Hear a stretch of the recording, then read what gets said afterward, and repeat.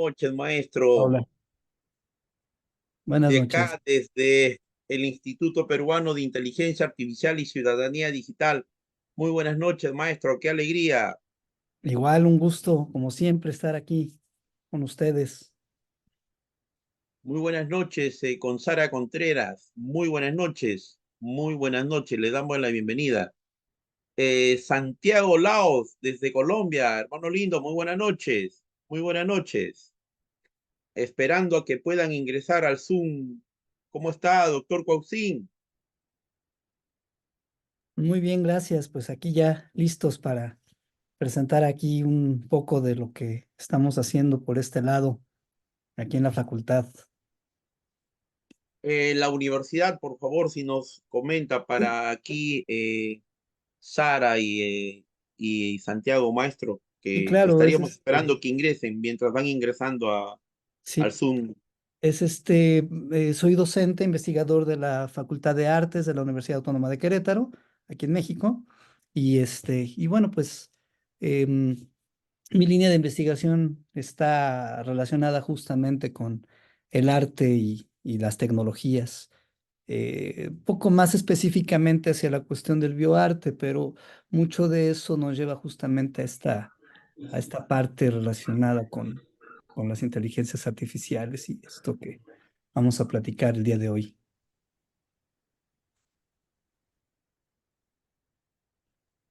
Sí, maestro, el año anterior, en el primer ciclo de los seminarios internacionales de los días sábados, usted ya se presentó en el instituto. Y realmente en América Latina hay pocos especialistas que conozcan el tema del arte en toda su máxima expresión en relación a los avances que se está dando en la inteligencia artificial, maestro. Eso también es una gran verdad, ¿no, maestro? Y también que parte de este proyecto es la doctora Yasmín Tiznado. Ella trabaja en la misma universidad, maestro. Así es docente de la Facultad de Arte y de Artes, perdón, y docente también de la Facultad de Filosofía, donde es coordinadora de no recuerdo exactamente cómo es la carrera. Bueno, a ver ahorita que llegue, si viene por aquí le preguntamos porque se me olvida. Sí, sí, Pero bueno, recién van a esto, ingresar. sí, y eso es justo en la Facultad de Filosofía, donde ella tiene esa coordinación. Doctora Marisabel Rivera, muy buenas noches, le damos bienvenida. Rosa, muy buenas noches, le damos la bienvenida, carambas. Buenas noches, doctor, con todos No, los presentes, ya ahí listos. no. No, nadie saluda porque es Desde, desde Tacna nos ya acompaña la ya doctora entré, Marisabel Rivera, carambas. ya entré, ya entré. Igualito, la doctora Yasmín, también muy relacionada a este tipo de trabajos, ¿no, doctor Ahí está. Sí, Cuauhtín? ¿Dónde está? y justo acaba de hacer una publicación apenas, hace unas semanas que salió, justo sobre una reflexión en cuanto a esto que está pasando con el arte y las nuevas tecnologías y ahora sí Ok. estas nuevas tecnologías que pues también llevan a reflexiones interesantes dentro del ámbito filosófico, que es donde ella lo está planteando. Ella de formación es filósofa, maestro. Así es. No me digas que tú no también. ¿Qué importancia el papel de aquellos que han tenido la formación en filosofía con todas estas tecnologías disruptivas, más aún cuando se trata de la inteligencia artificial, maestro? ¿Qué importancia todos tener ese nivel de Ay, formación? ay, ay. Usted Dime también qué tiene la contarme. formación técnica e ingenieril, doctor Faustín Alejandro. Sí, así es. Dime. Así es.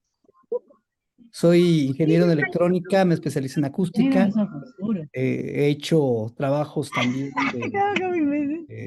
profesionales dentro del ámbito de la acústica. He trabajado en iniciativa privada y, y he tenido oportunidad también de hacer algunas investigaciones relacionadas con el área de la acústica, la psicoacústica y la acústica musical. es otra parte que también me interesa bastante.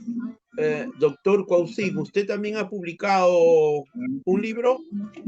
Así es, he trabajado como coautor en varios libros y aparte, justo el año pasado se publicó un libro que hice como resultado de mi investigación doctoral, justo dentro del área de lo que es bioarte específicamente.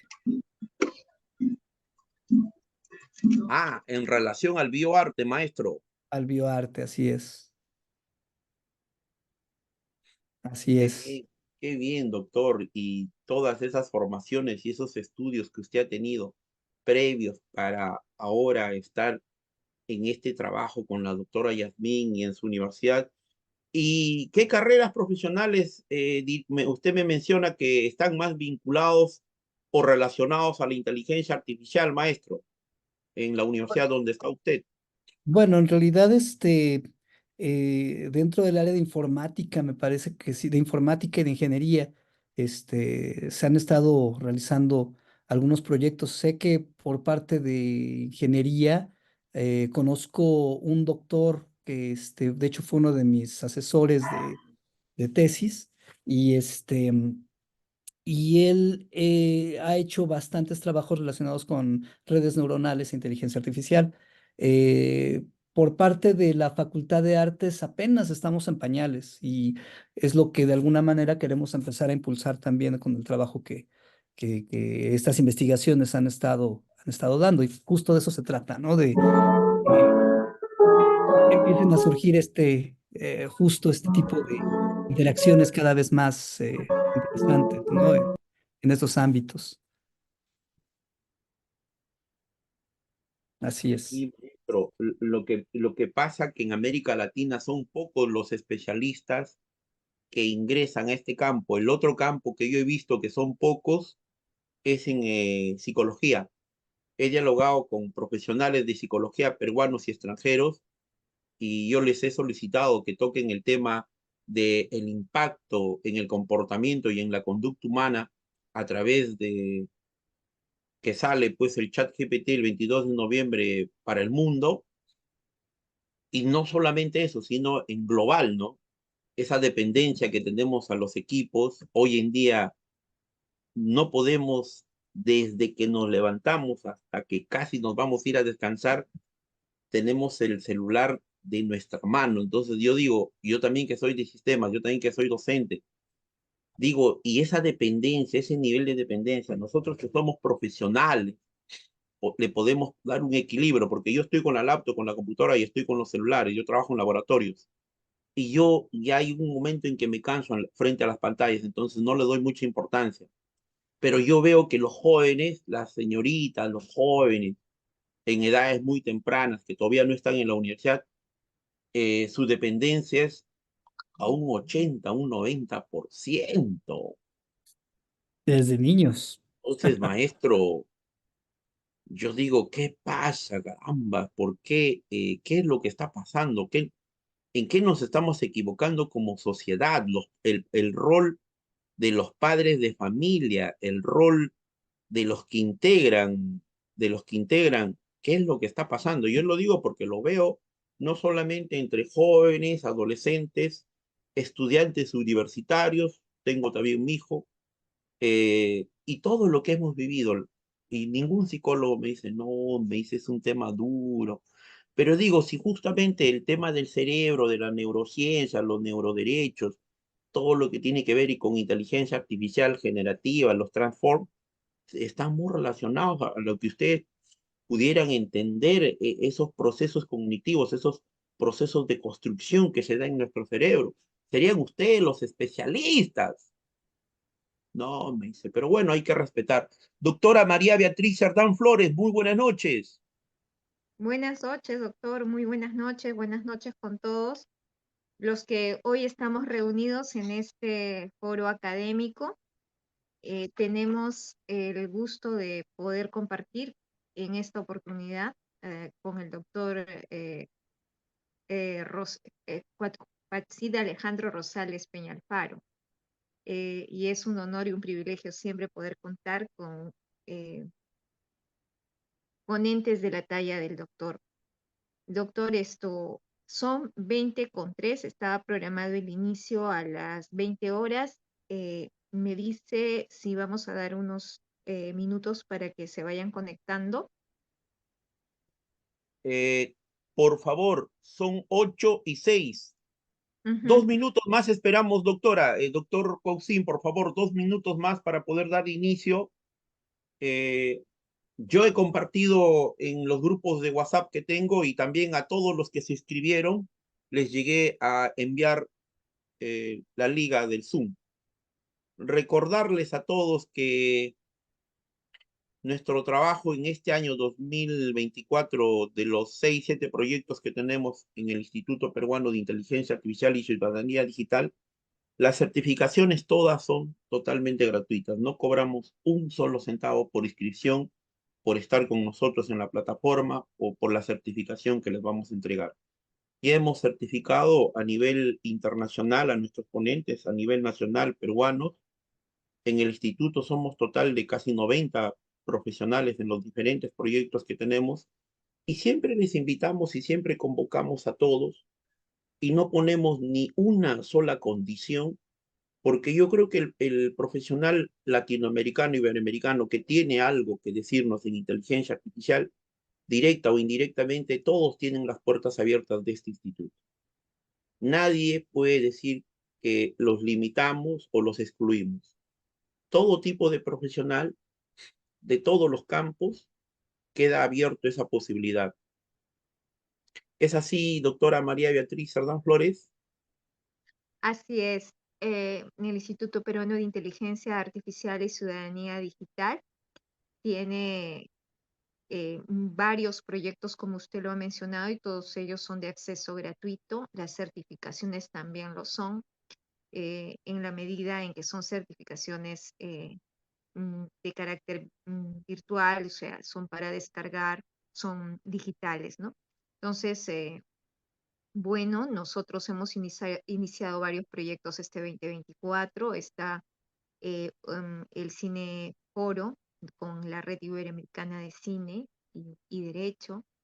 También el domingo se ha hecho la primera emisión de Derecho Laboral e Inteligencia Artificial, que es uno de los proyectos que se está lanzando el 2024. Y hay otros más que seguramente en su debida oportunidad usted va a dar detalles sobre los mismos, pero que ya estamos desarrollándolos y poniendo fecha de ejecución para las primeras emisiones. Siempre el Instituto Peruano de Inteligencia Artificial y Ciudadanía Digital pretende poder llevar formación a los ciudadanos, ¿no? A través de las diversas proyectos que viene realizando y los que estamos pensando realizar. Como usted bien dice, contamos con una red de colaboradores en Latinoamérica y Iberoamérica que se suman al esfuerzo del instituto. Y nos complace saber que día a día son más las personas que nos siguen en nuestro canal de YouTube, que demandan el abordaje de determinadas temáticas, que finalmente esas solicitudes se recogen y se plasman en los temas que aquí se tocan, ¿no? Y hoy iniciamos pues un nuevo proyecto. Y siendo las 20:10, doctor, le doy pase para que sea usted quien inaugure este proyecto en su calidad de director del Instituto Peruano de Inteligencia Artificial y Ciudadanía Digital. Sí, dentro de los proyectos que tenemos, breve, preciso, puntual, con la Red Iberoamericana Cine Derecho, los últimos jueves de cada mes, en los seminarios internacionales los sábados a las 10 de la mañana, permanentes y constantes, que ya están planificados los próximos 6 meses, todos entre peruanos y extranjeros. Eso es sagrado. Luego tenemos los últimos domingos de cada mes, con dos esposos sanmarquinos, a las 11 de la mañana los domingos, sobre derecho laboral e inteligencia artificial. Y también tenemos este proyecto que el día de hoy, el primer ciclo del Seminario Internacional Arte e Inteligencia Artificial, con la doctora Yasmín Tiznado y también con el doctor Pausín Alejandro Rosales Peña Alfaro. Él y su hermano el año pasado ya se presentaron en el instituto y desde ya doy por descontado la calidad del doctor Pausín Alejandro. Lo que está pendiente en aprobar el tiempo y la fecha, el horario, es el de inteligencia artificial e industria automotriz. Y el reto y el desafío para el instituto en este año es el de inteligencia artificial y aplicaciones en ciencias de la salud. Muchos de estos proyectos van a ser respaldados por la UNAM, la Universidad Nacional Autónoma de México, la Escuela de Posgrado de la UNAM, el Instituto de Investigaciones Jurídicas y la revista electrónica New Way, donde muchos del instituto nosotros estamos llevando el taller para redacción científica y vamos a terminar publicando un ensayo. El reto, el desafío automotriz, sacarlo adelante, es todo un reto. Estamos con peruanos, ecuatorianos y mexicanos. Y el de medicina, donde con la misma doctora Alicia Rendón López, y hay un compromiso, y de parte mía, yo tengo una red en Europa y en Norteamérica, amigas mías de una fundación mundial, donde ahí la líder es Cristina, donde yo he tenido algunos diálogos con todo ese equipo. Ellas son todas mis amigas entre 30, 40 a nivel del mundo. El tema es que todas ellas son abogadas y son de ciencias de la salud y tienen otros campos profesionales. Lo que pasa es que ellas tienen una fundación en el mundo que apoyan a niños con enfermedades terminales. Pero ya hay un diálogo. Muy aparte de ellas está el diálogo con la doctora Alicia Rendón López. Sacar el primer ciclo de inteligencia artificial con aplicaciones en ciencias de la salud, ese es nuestro gran reto y nuestro gran desafío. Por favor, vamos a dar por inaugurado el día de hoy, y haciendo las 8:13, nos hemos pasado del tiempo. Primer ciclo de seminarios internacionales, Arte e Inteligencia Artificial. Tiene como título, La inteligencia artificial como herramienta en la creación artística. El día de hoy tenemos como ponente al doctor Pausín Alejandro Rosales Peña Alfaro. Para el Instituto Peruano de Inteligencia Artificial y Ciudadanía Digital, el equipo de trabajo conformado por la doctora Miriam Magallanes Maldonado, el doctor Daniel Malpartida Victorio, la doctora María Beatriz Cerdán Flores, el doctor Alberto Martín Zaira Rojas, es un honor y es un privilegio, tanto para colaboradores en el Perú y tanto para colaboradores en el extranjero. Desde la primera vez que advertí una ponencia del maestro que el día de hoy nos acompaña desde el hermano país de México, personalmente y con los del equipo advertimos mucha erudición, mucho conocimiento y mucha sabiduría. Eso es lo que advertimos desde que tuvimos el primer contacto con el maestro. Cedo la palabra a la doctora María Beatriz Cerdán Flores. Muy buenas noches. Así es, hoy tenemos una jornada académica denominada la inteligencia artificial como relación artística y está a cargo del doctor Pausín Alejandro Rosales Peña Alfaro.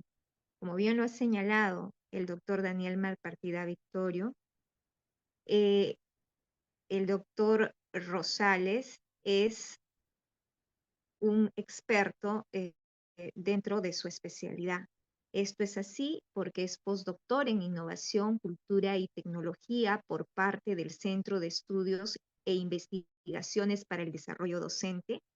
Es doctor en Artes y máster en Estudios en Arte Moderno y Contemporáneo por parte de la Facultad de Artes de la Universidad Autónoma de Querétaro, habiendo obtenido mención honorífica en ambos grados. Egresado de la Escuela Superior de Ingeniería Mecánica y Eléctrica del Instituto Politécnico Nacional, de la Licenciatura de Ingeniería en Comunicaciones y Electrónica, especialidad en acústica. Tiene estudios musicales por parte de la Facultad de Música de la Universidad Nacional Autónoma de México. Se ha desempeñado como docente en distintas instituciones, como el Instituto Gauss Jordan, incorporado al IPN, la Escuela de Laudería del INBA, la Facultad de Artes de la UAC en licenciatura y posgrado. Además, fue coordinador de licenciatura en artes visuales. Actualmente es profesor e investigador de la facultad, responsable de proyectos de investigación y ha dirigido varias tesis de licenciatura y ha sido jurado en tesis de posgrado. También nuestro connotado ponente es guitarrista. Se ha presentado en distintos foros de la Ciudad de México y de Querétaro. En 1999 se estrenó su música incidental de la obra de teatro Hansel y Gretel. Ha publicado poesías en distintos medios impresos y electrónicos y ha participado en exposiciones fotográficas en el Museo Regional de Querétaro y en la Fundación Carol Roland. Tiene publicaciones de ensayos teóricos en revistas especializadas en arte. Es coautor de varios libros de arte y música.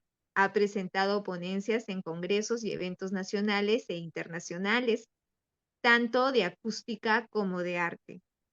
Es autor del libro Poética de lo Vivo, Arte y Biotecnología dentro de una línea crítica, editado por Edición Infinita. En el área de acústica ha trabajado en el Centro Nacional de Metrología, fue jefe de laboratorio en Meilab SA, es experto técnico en acústica y vibraciones ante la entidad mexicana de acreditación. Sus intereses en buena cuenta son el arte y la tecnología, el bioarte, discursos e interpretación del arte, transdisciplinariedad de las artes, historia, teoría del arte, arte moderno contemporáneo, prehispánico y colonial. Bueno, un postdoctor, un artista. Es para nosotros un gran honor tener al postdoctor Huatzin Alejandro Rosales Peña Alfaro, y le damos pase para que desarrolle esta importante ponencia denominada la inteligencia artificial como herramienta en la creación artística. Estamos expectantes, doctor, de escucharlo. Muchas Adelante. gracias. Y bueno, pues voy a compartir mi pantalla.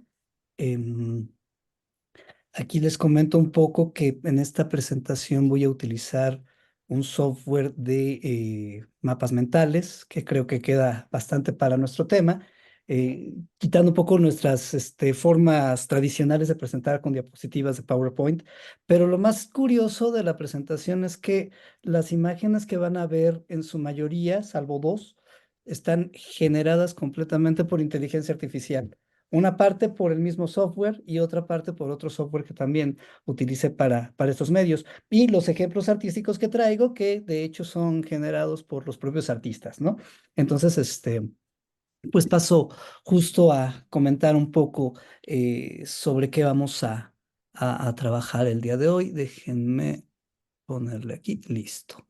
Entonces, vamos a hablar un poco sobre precisamente este tema. Va a haber una breve introducción sobre lo que es esta relación entre arte y tecnología, un pequeño esbozo histórico.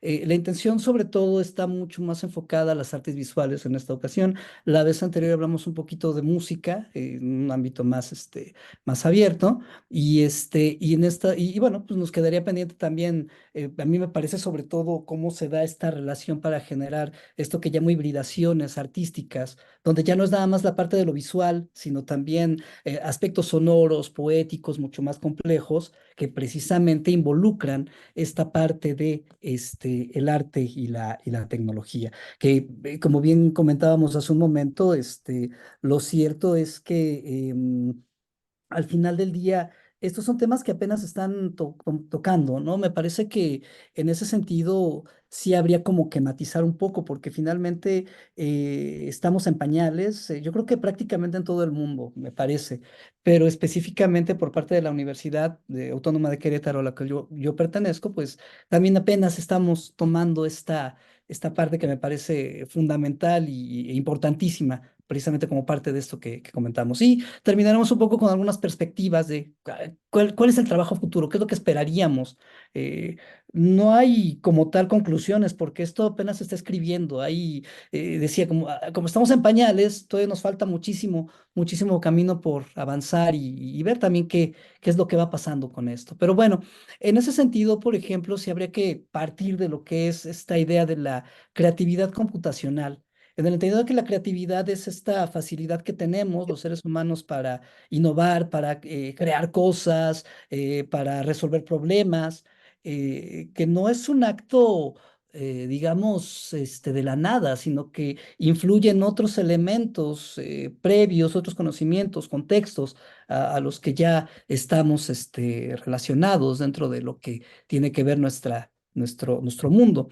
Y en ese sentido, esta creatividad computacional nos ayuda precisamente a generar, ayudarnos dentro de este ámbito artístico. Que como bien decía, también es un tema pues relativamente nuevo. Pensamos en la creatividad computacional sobre todo a partir del uso de software y este software que tiene que ver, por un lado, con la investigación sobre la misma creatividad, que no es un tema que vamos a abordar aquí, pero o bueno, que no vamos a abordar tan exhaustivamente, pero sí de manera intrínseca respecto al trabajo que involucra justamente esta parte de las artes, pero sobre todo un software que puede funcionar como una herramienta y del cual artistas, músicos, poetas se basan para poder ayudarse dentro del ámbito creativo en el momento en el que uno pues va elaborando sus distintas líneas artísticas, ¿no? Poesía, decía yo, la pintura, la música.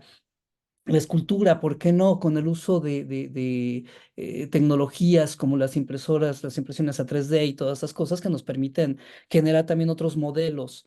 Y que además me parece sumamente interesante porque empiezan a cuestionar valores y parámetros que tenemos como inamovibles, ¿no?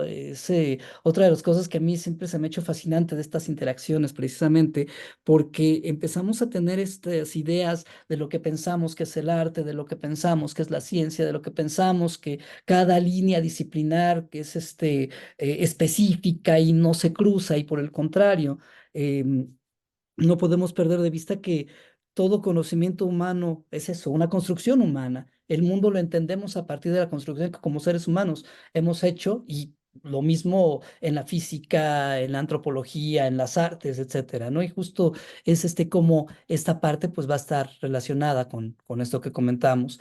La otra cuestión es que este software también puede funcionar como colaborador, ya no nada más como una herramienta, sino como un colaborador, como algo externo que puede ayudar precisamente dentro de este proceso creativo.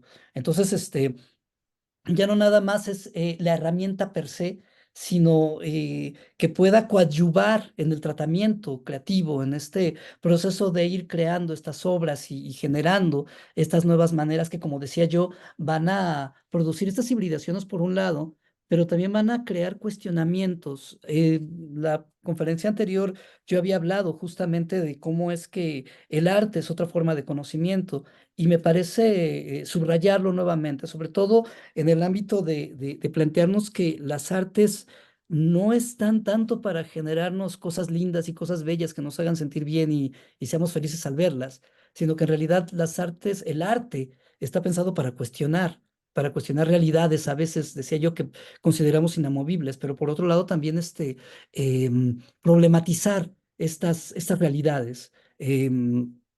Digamos que será un poco la diferencia, ¿no? Mientras que el arte cuestiona, las ciencias tratan de alguna forma, ciencias duras me refiero, ciencias prácticas, pues digamos de resolver estos problemas que de alguna manera pues también se cuestionan dentro de distintos ámbitos, filosofía, artes, la historia misma, inclusive. ¿Cuál es el problema realmente con todo esto? Justo como seres humanos tenemos una reticencia a lo nuevo, tenemos una reticencia al cambio. Y creo que está pasando incluso dentro del ámbito de las artes. De pronto tenemos estas conversaciones donde empezamos a cuestionarnos si lo que se hace a través de una máquina es arte. Cuestionamos esta relación con la máquina en general. ¿sí? Si la máquina está creando algo nuevo, si es la máquina como tal o es el resultado de un proceso humano.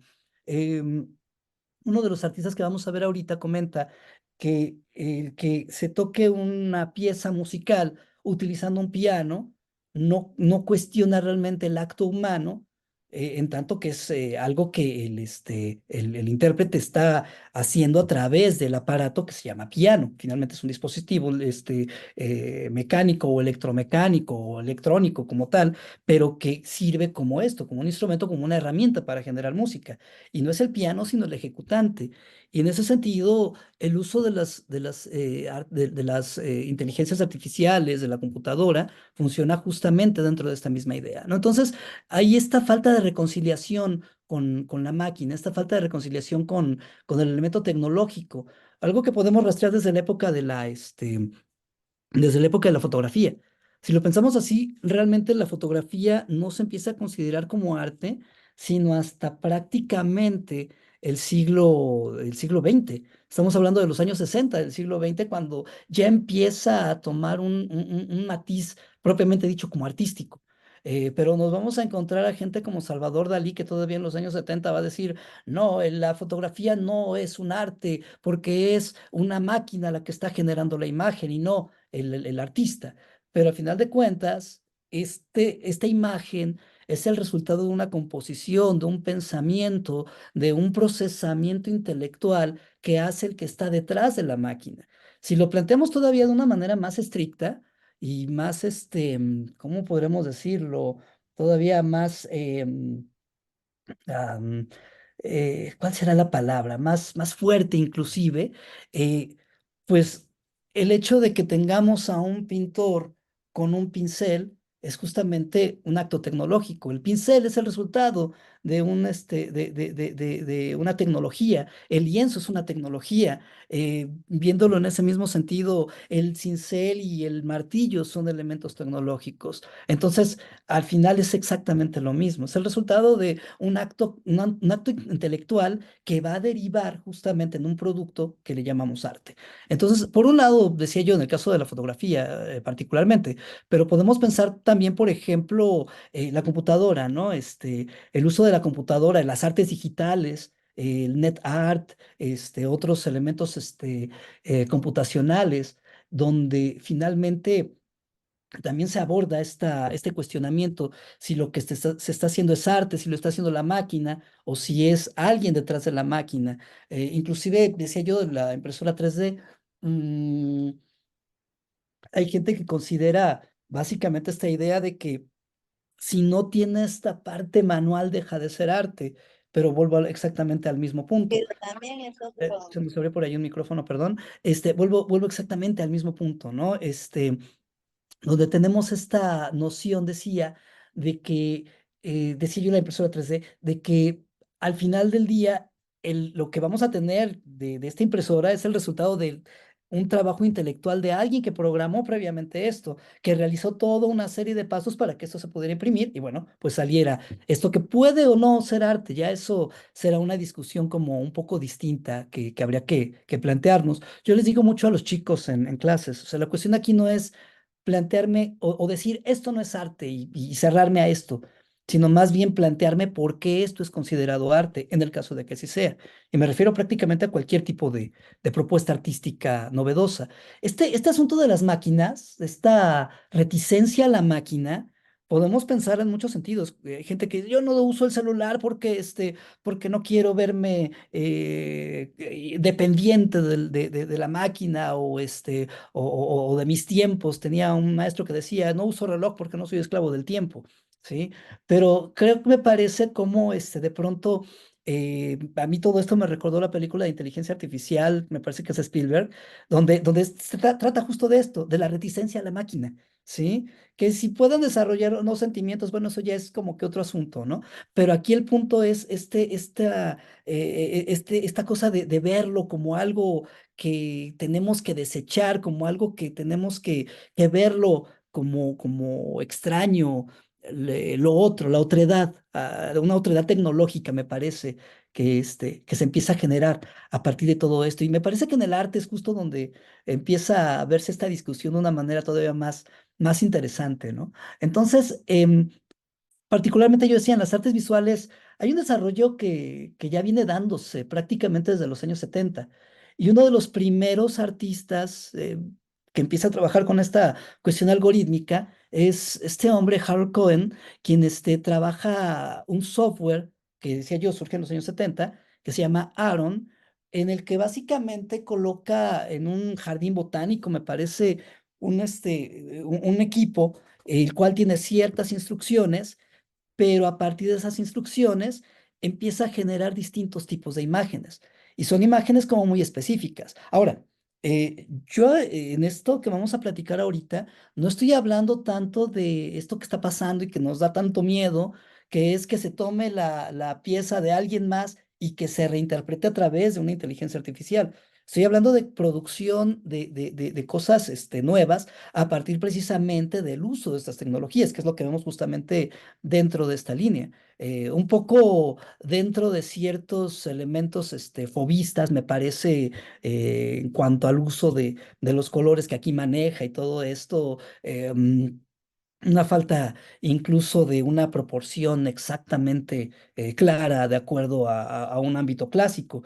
Pero si lo pensamos, pues lo clásico se superó pues prácticamente desde el romanticismo. Entonces hay una ruptura, me parece bastante interesante que se empieza a generar aquí. Entonces el trabajo que se hace con Aaron precisamente genera este tipo de imágenes. Aquí se ve precisamente cómo está pintando. Realmente es un brazo robótico que a través de estas pocas instrucciones va haciendo esta suerte de pinturas. Y lo más interesante de esto es que todas estas piezas han pasado por la prueba de Turing, que seguramente ustedes conocen, en la cual se hacen cuestionamientos para saber qué fue generado por una máquina y qué pudo haber sido hecho por un ser humano.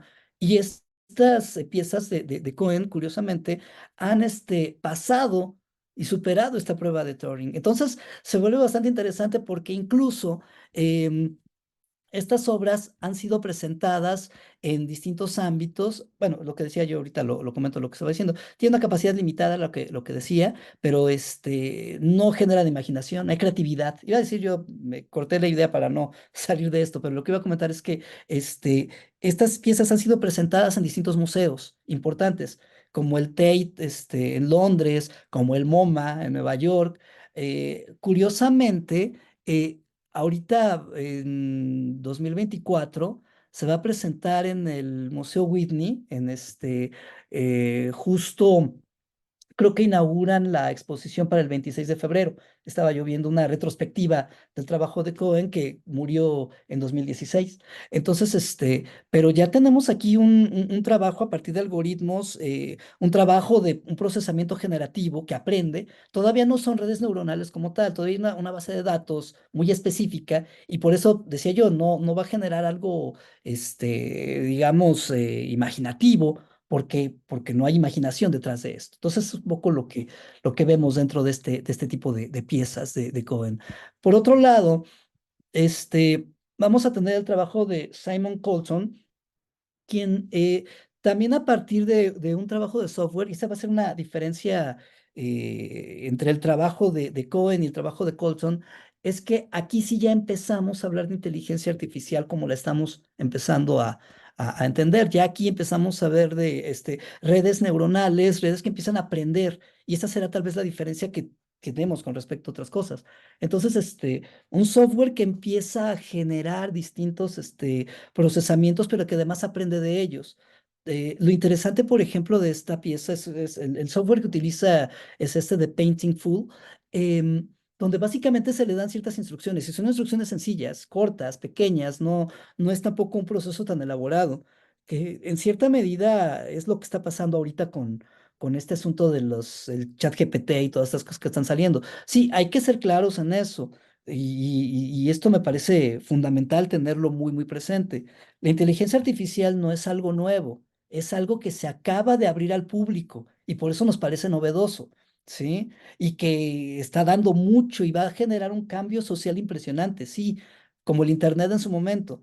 Pero lo cierto es que este es un trabajo que viene desarrollándose prácticamente desde los años 20 y 30 y donde empieza a tener muchísimo mayor fuerza a partir de los años 70, específicamente dentro del ámbito que estamos hablando. Entonces, es bastante sintomático porque ahorita que habla del trabajo de Cohen, que es de 1970, más o menos por esas fechas, finales de los 70 y una buena parte de los 80, es cuando David Cope, un músico que trabaja con tecnologías, empieza a generar algoritmos de inteligencia artificial que aprenden y produce música al estilo de Bach, de Mahler, de Beethoven, de lo que quiera, a partir precisamente de bases de datos que alimentan esa inteligencia artificial que le está haciendo. Entonces, resulta interesante esto porque ahorita estamos hablando de procesamientos que estos mismos artistas están generando, ¿sí? Artistas que parten y que producen estos trabajos desde un ámbito completamente trans y multidisciplinario. Es decir, tiene que buscarle y meterse en toda esta cuestión de aprender estos procesos y juntarse con la gente que también a su vez los conoce, que es algo también bastante interesante, ¿no? Dentro del ámbito de esto que llamo hibridaciones. Esta pieza o este procesamiento comienza en 2007, este software, y que decía, comienza a generar a partir de estas pequeñas informaciones que se le dan formas humanas. También va a tener sus limitaciones, aunque genera procesamientos más complejos. Y además produce este tipo de imágenes, por ejemplo. Entonces, entiendo yo que, por ejemplo, en algún momento le hicieron una prueba, no tengo la imagen, no la busqué realmente, pero hicieron una pieza a partir de darle información sobre una guerra en Afganistán y empezó a generar toda esta serie de elementos, y esta serie de imágenes que remitían a los horrores de la guerra, como Goya los llamaba, ¿no? Y por otro lado, la gran diferencia que hay entre el trabajo de Cohen y esto que estamos viendo es que en el anterior, con el software Aaron, al tener un brazo robótico, allí sí se está generando, literalmente, está pintando, vaya, ¿sí? Esto queda en el ámbito de lo digital, entonces son piezas que se quedan dentro de esta misma línea, no hay un lienzo como tal, pero genera estas imágenes que, bueno, pues pueden ser reproducibles y todo eso. Entonces, otra cosa también interesante y comparado con lo otro es que este software, que como comentaba, se le dan ciertas instrucciones, no hay que ser tan detallista, pero lo interesante de esto es que busca la información por internet, ¿sí?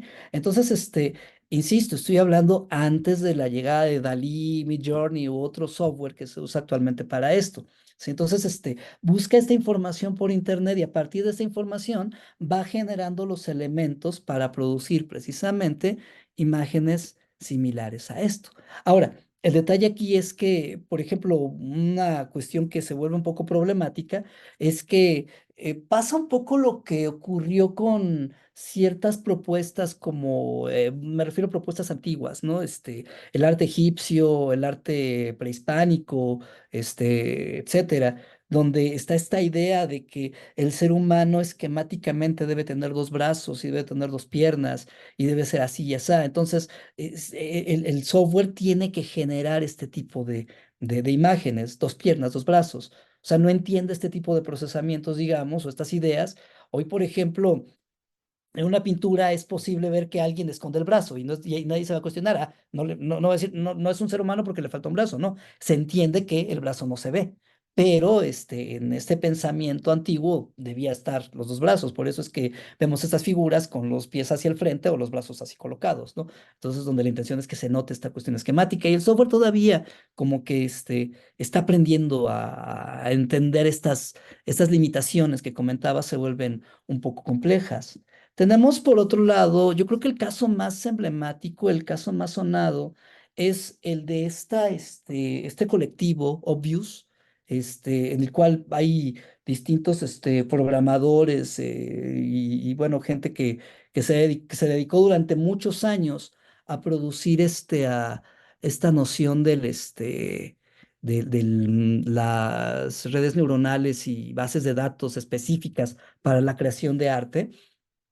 Y específicamente en este caso, generan esta pieza que es de 2018, esta pieza que se llama Retrato de Edmond de Bellamy, una obra emblemática, interesante y por demás me parece genial. De hecho, yo cuando lo vi dije que es una maravilla esto que están haciendo. Lo que hicieron fue alimentar esta inteligencia artificial con una cantidad impresionante de retratos clásicos, barrocos, renacentistas de diferentes épocas, y con esa información el software iba a producir, ahora sí literalmente producir, iba a pintar una obra o lo que se le pidiera. Entonces, a partir de todo esto que se alimenta, se le pone la instrucción y dice, quiero que generes un cuadro al estilo de estos grandes artistas. Y bueno, hace esta pieza que como decía, se me hace, insisto, bastante interesante, porque precisamente no vemos a alguien en particular. Edmund de Bellamy no es alguien que exista además, ¿sí? Es no sé, Juan Pérez, por ponerle un nombre a esto. Entonces, pero lo interesante es que tampoco vemos un rostro en sí mismo. Esto me parece bastante interesante porque además a mí particularmente me remite mucho a este estilo de claroscuro, esta pintura de mancha que se genera sobre todo en el barroco, particularmente y muy específicamente a Rembrandt, donde de pronto los rostros, los gestos se pierden dentro de esto. No hay esta necesidad de que sea el rostro tal cual, la persona perfectamente delimitada. Y eso yo creo que será la gran aportación que tenga Rembrandt, justamente romper este preciosismo que se venía dando en el ámbito de lo realista, donde ahora tenemos una pintura mucho más em, no diría yo abstracta, bueno, abstracta, digámoslo en ese sentido. Todo arte es abstracto, en tanto que tenemos que pensarlo, tenemos que dilucidar, crear una reflexión en torno a lo que observamos. Se crea una abstracción, ¿sí? Pero a lo que me refiero es que se rompe precisamente con esta necesidad de la figuración y del detalle para llegar a esto que además, dicho sea de paso, generó una controversia ética bastante fuerte. ¿Por qué? Porque es una pieza, la primera obra hecha con inteligencia artificial que se subasta en la casa Christie's y se vende en 380.000 euros. Entonces, y aquí surgió justamente la gran controversia.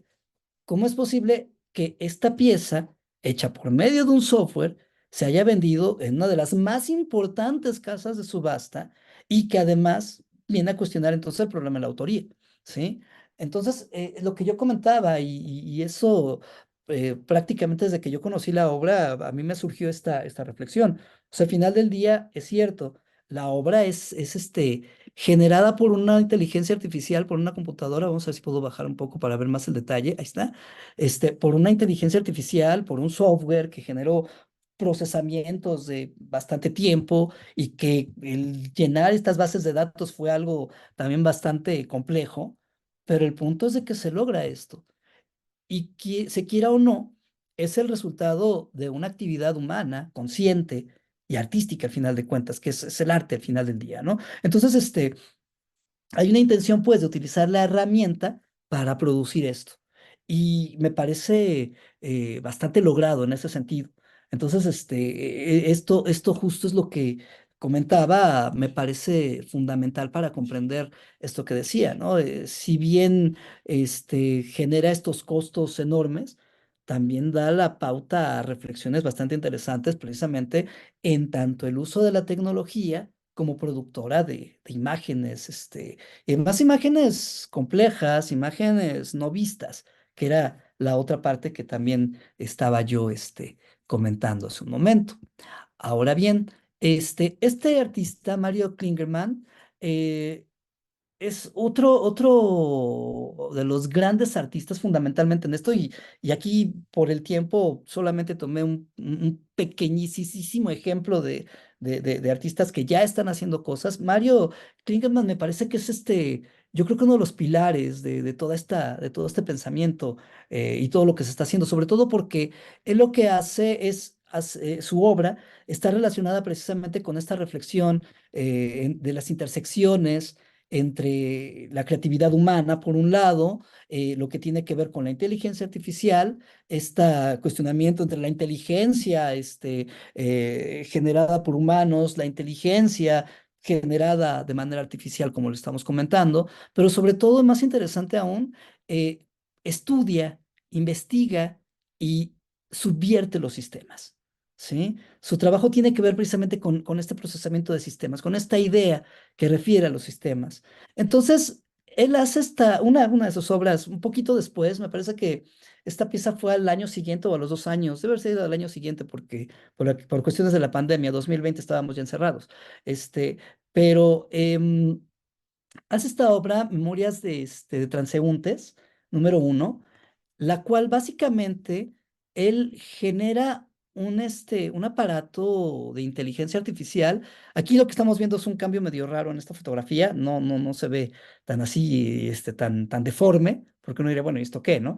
Que también, bueno, no habría que extrañarse demasiado. Hay piezas, del siglo X, el del siglo XV, del siglo XVI, incluso del siglo XVII, que presentaban estas imágenes de 3 cabezas al mismo tiempo para poner como una idea tridimensional del personaje que estaban retratando. Esto lo hace gente como Van Dyck, por ejemplo.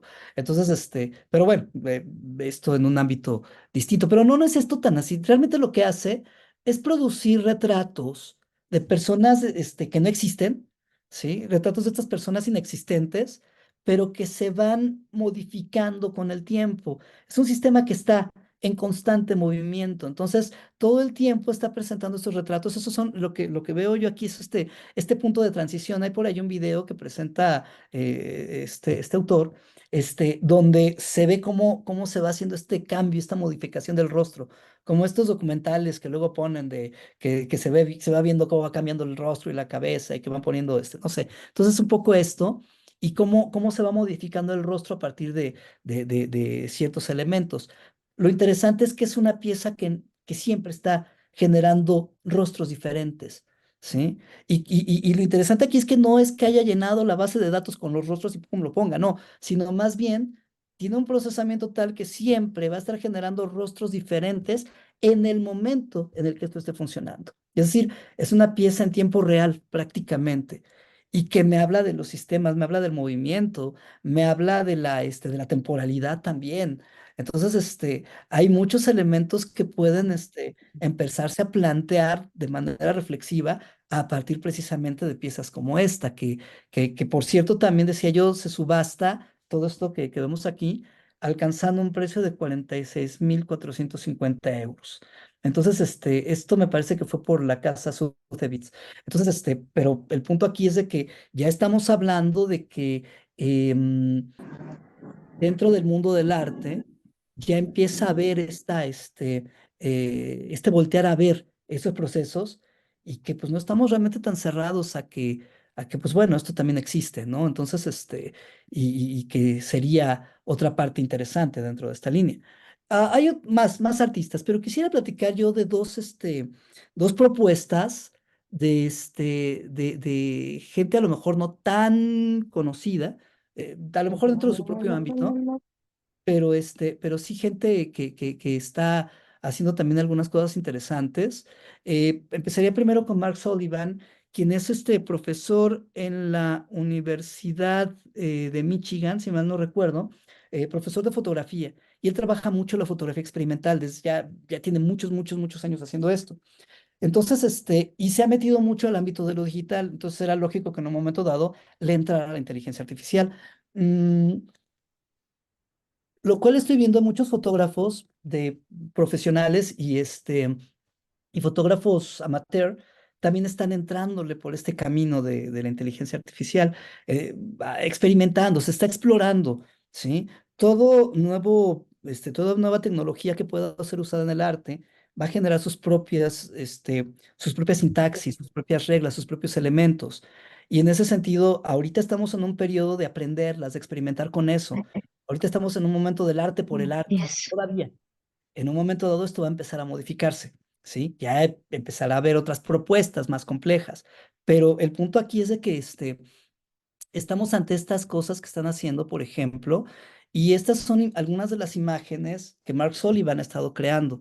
Él tiene mucho, insisto, mucho conocimiento de fotografía experimental, y esto que estamos hablando ya son imágenes como muy específicas que ha estado haciendo. Él le gusta mucho trabajar el movimiento, le gusta mucho trabajar el ámbito de la anécdota también, ¿por qué no? A partir precisamente de una fotografía no rígida, no una fotografía de la instantánea, de que estoy así y ya tan tan, sino de algo que me remita justo a esto que se mueve, algo que hay detrás de lo que uno está observando.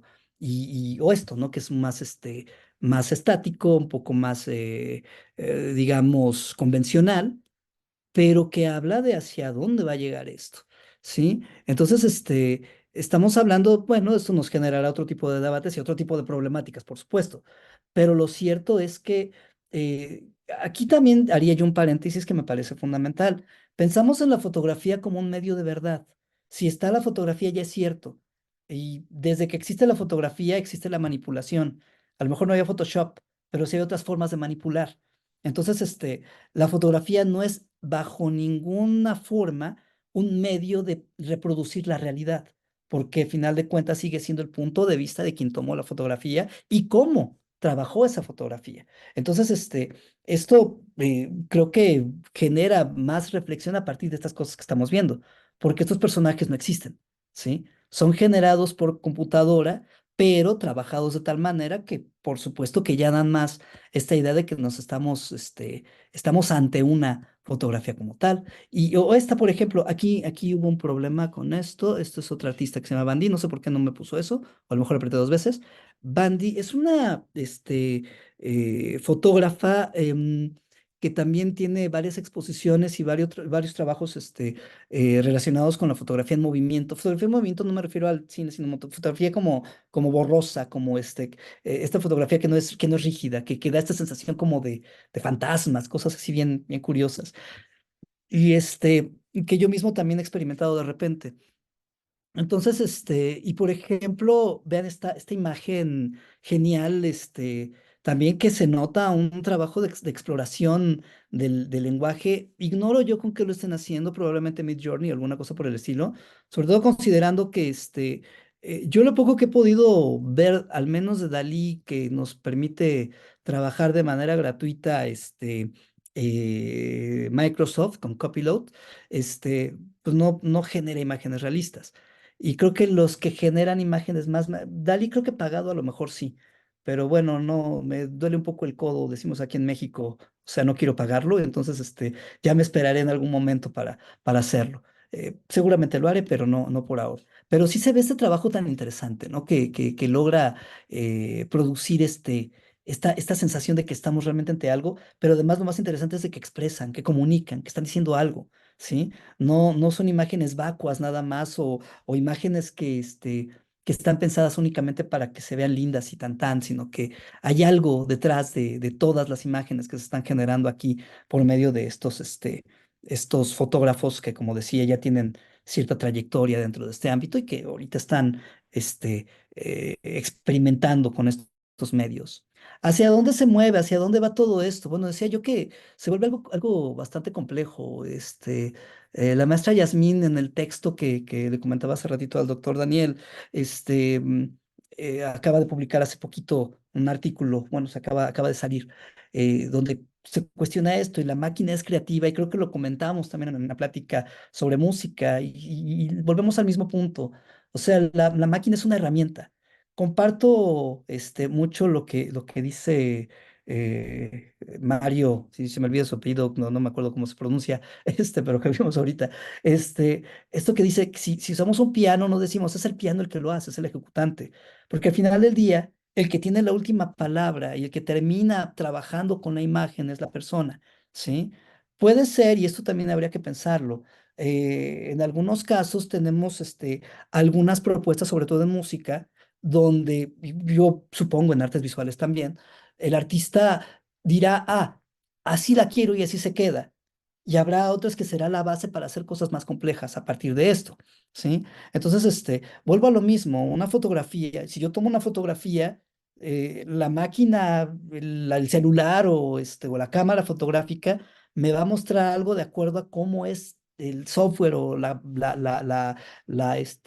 óptica de la lente que tengo. ¿Y cuántas veces les ha pasado a ustedes que toman un paisaje para subirlo al Face y resulta que cuando lo ven, pues no se parece nada absolutamente a lo que yo había visto? Entonces, y es una decepción, o yo esperaba tener muchos likes y resulta que no tuve ninguno porque nunca nadie vio lo que yo vi. Entonces, ahí es donde entra el trabajo creativo, en trabajar con la imagen y llevarla justo a lo que yo pretendo y que comunique lo que quiero decir a través justo de la imagen. Entonces, pero en algún momento, me insisto, este debate va a seguir abierto y va a continuar y va a generar nuevas discusiones sobre el asunto de esto y que lleva a la parte ética, por supuesto, ¿no? Eh, ¿Hasta dónde una imagen puede seguir siendo usada como una prueba, digamos, ante hechos delictivos, por ejemplo? ¿Sí? Eh, de por sí ya es un poco complejo. Entonces, ahora, bajo estas circunstancias, va a ser todavía mucho más difícil poder llegar a este tipo de elementos. No sé, una forma estaría en función de que un perito, no sé, se me está ocurriendo, estoy así como especulando, de que una imagen sea acompañada con todo con toda su información de datos y todo esto, sus metadatos, vaya, para ver cómo fue tomada, con qué cámara, de qué día, etcétera, etcétera, que muy difícilmente se puede modificar. De hecho, en los concursos de fotografía hay que mandarla en crudo, digamos, para poder revisar los metadatos. Entonces, y verificar que efectivamente está de acuerdo porque los metadatos dicen hasta con qué software se editó. Entonces, qué día se editó, qué cambios se le hicieron, o sea, detalles ya mucho más especializados. No sé, estoy especulando, pero al final de cuentas me parece que esto va a generar otras cuestiones. Y lo que decía también, ¿no? ¿Hasta dónde puede considerarse arte? Creo que esa pregunta es hasta bastante obvia, porque si lo pensamos así, el arte es un sistema de legitimación, es un sistema de poder. ¿Cuándo se va a considerar arte? Cuando alguien lo legitime como arte. Esto que estamos viendo ahorita es una legitimación de arte. Por eso es que se están vendiendo en las galerías, en las casas de subasta más importantes de Europa, del mundo, vaya. Entonces, me parece que eso es también bastante sintomático, como un plátano pegado en una pared, ¿sí? Que más que una tomada de pelo, ahí hay todo un rollo que habría que analizar, ¿sí? Entonces, la cosa que yo decía, no es que esto no es arte y negarme esto, más bien cuestionarme, bueno, ¿por qué imágenes como estas, o un plátano pegado en una pared, vaya, es considerado arte? Entonces, ¿qué es lo que lo hace ser arte y que me puede generar justo este tipo de reflexiones? Y por otro lado, bueno, pues, ¿qué va a venir? Esta parte que decía, ¿no? Por un lado, tenemos esta vertiente de elementos que se están explorando, se están explorando los lenguajes, se está explorando toda esta línea de trabajo relacionada con el ámbito de lo que se puede hacer, de lo que no. El mismo software ya pone trabas, por ejemplo, Copilot de Microsoft le dices, quiero una imagen con el rostro de fulano de tal y te dice no lo puedo hacer y te corta la conversación. Entonces, o sea, no es una cosa tan sencilla y bueno, también genera otras cuestiones que me parece que son fundamentales, sobre todo para salvaguardar eh, cuestiones que pueden ser dañinas para otros. Entonces, que aquí entra la jurisprudencia, entra la filosofía, la psicología, todo eso que comentábamos, ¿no? Y que llevará pues a reflexiones todavía más concretas y más complejas inclusive. Comentaba yo que también he estado haciendo algunas exploraciones que me gustaría nada más de manera muy rápida compartir, y no son exploraciones más que dentro de este lenguaje, no estoy considerando las piezas artísticas ni mucho menos, pero que, y sobre todo un poco con base en la pregunta que la doctora María Beatriz hacía en nuestra última intervención y que iba un poco de lo que uno iba haciendo. Tengo un proyecto de net art con inteligencia artificial que ese lo tengo un poco en stand-by. No, la verdad es que de pronto el tiempo nos come y no he podido avanzarle demasiado. Aquí esto está muy relacionado con el ámbito de la biotecnología a manera meramente de simulación, no va más allá de eso. Pero por otro lado, sí he estado jugando un poco con lo que se puede hacer a partir de imágenes reales tomadas en ámbitos naturales y lo que se puede empezar a generar a partir de esto, por ejemplo, ¿no? Aquí yo quería, con una imagen previa, decía que yo hice, hacer una imagen al estilo de Frederick, este pintor romántico, donde hubiera tales y tales elementos, donde estuviera esta relación con lo sublime, etcétera, y que lleve justo a a este poner a la naturaleza como un elemento importante, por un lado. Y por otro lado, jugar un poco con otros ámbitos, como el arte óptico, ¿no? El op art, a partir de distintos elementos eróticos, generar este tipo de piezas que conviertan en un elemento abstracto completamente y un juego visual, ciertos elementos. Yo lo que quería era desaparecer la figura, por ejemplo, ¿no?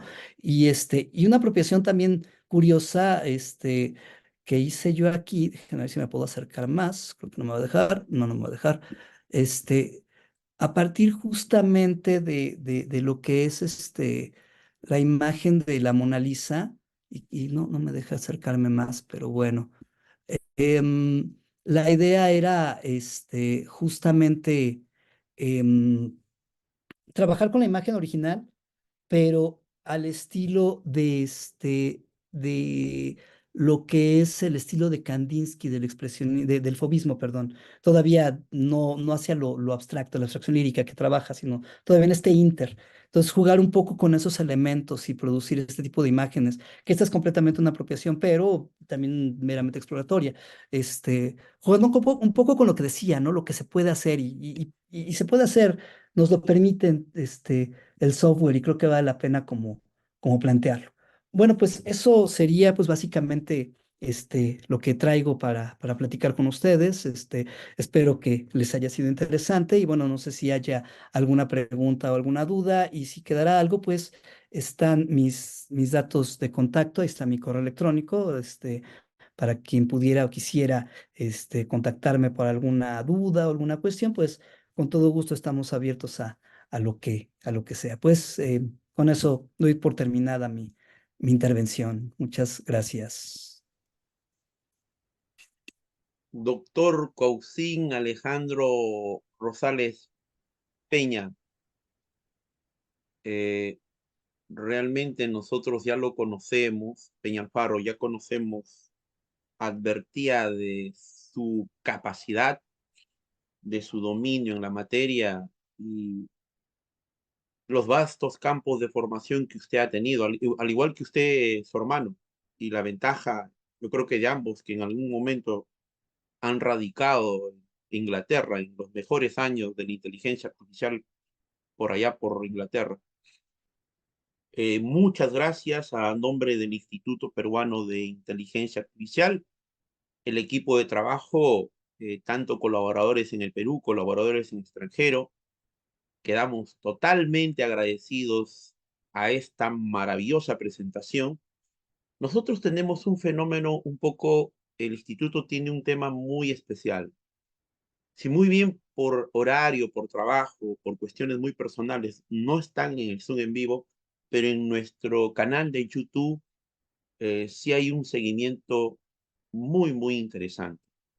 Doctora María Beatriz Cerdán Flores, le cedo la palabra a usted, doctora. Doctora María.